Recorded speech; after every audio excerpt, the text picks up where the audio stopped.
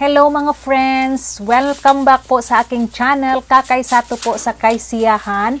At nandito tayo ngayon sa Kusina Kay at ang niluluto natin ay another version ng puto na tinatawag natin na puto maya. Malagkit po siya at may halong gata or coconut milk. So popular po ito na sa mga Cebuano, paboritong pinapartner sa kape or tsokolate sa umaga na pang breakfast ng mga Bisaya or mga Cebuano. Sana magustuhan ninyo at gayahin nyo din ang ginawa ko. Napakasimple po, minodify po ko na po ito.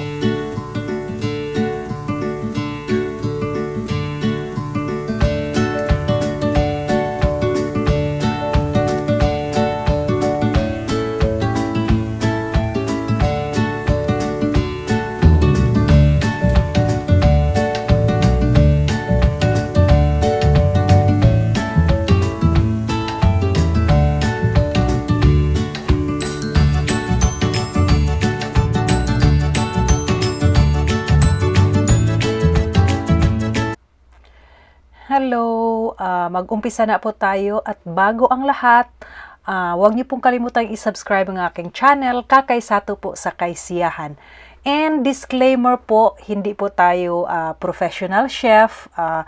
Ang recipe ito ay isi-share ko lang po sa inyo kasi ito po yung paborito naming kainin since maliliit pa kami at napaka-popular sa Mindanao, pang breakfast po. So, at na-miss ko siyang kainin kasi matagal na po akong wala sa amin. Kaya, pagsikapan ko pong ma-modify para at least kahit papano, hindi ko man magaya yung talagang original recipe ng aking uncle. At dahil gusto akong kumain ngayon nito at na-miss ko talaga, kaya nagluto ako nito at isi-share ko na din sa inyo. Baka magustuhan nyo rin, so feel free po na gayahin ang aking pamamaraan. At kung may iba man kayong way, nasa inyo na po kung gayahin ninyo ang aking way ng pagluto nito. Okay? So guys, kailangan pala muna nating magbabad ng ating malagkit.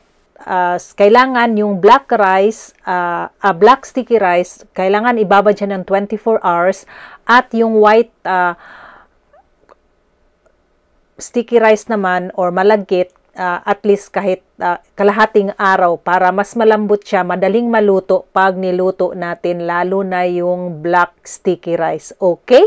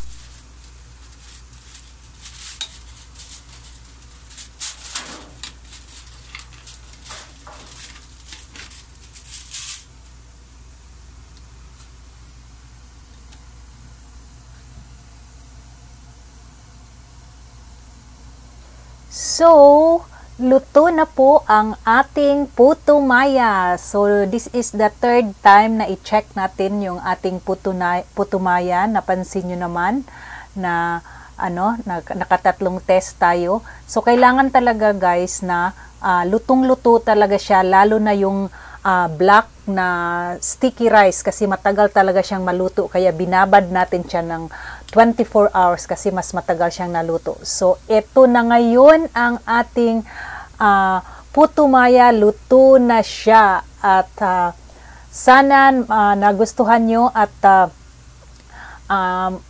sundan din ninyo ang aking niluto. Napakasimple po. Sinabi ko na po na minodify ko po ito kasi wala po tayo sa probinsya. Yung gata na ginamit natin hindi talaga fresh na gata, so kailangan nating gawa ng paraan. So, ayan, ito na po ang napakasarap natin na puto maya na ating nagawa. So, again, sana magustuhan nyo at gayahin nyo din. This is Kakay Sato sa Kaysiyahan. And don't forget to subscribe my channel para updated kayo sa lahat ng aking video. Thanks for watching everyone. Bye-bye po!